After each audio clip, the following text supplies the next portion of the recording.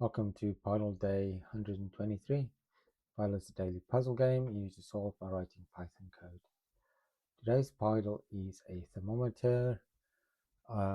Where I live in the UK, it is very hot at the moment, so the thermometer is definitely maxed out, like 35 degrees. Let me know in the comments how hot it is where you are. Okay, so have a go at solving the thermometer.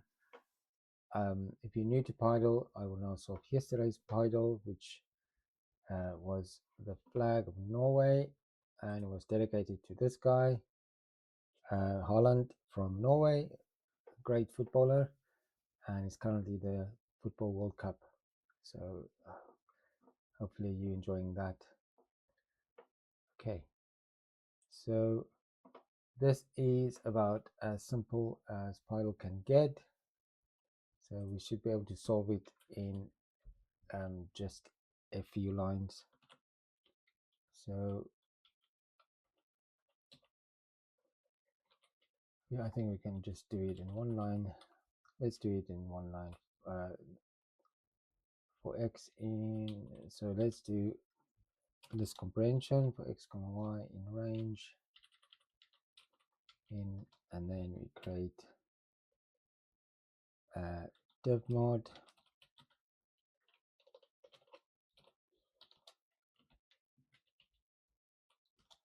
for I in range 25. If you are new to Pydle, then look on W3 Schools for div mod. So list comprehension makes a new list from an existing sequence. So our existing sequence is for I in range 25, Y 25, because we need to fill 25 pixels. And then we use div mod to separate that out into Y and X. So it first does the integer division, the div part. So that's why we had Y first, and then the modulus or remainder.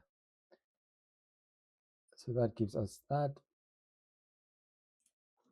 And we want to do it in one line.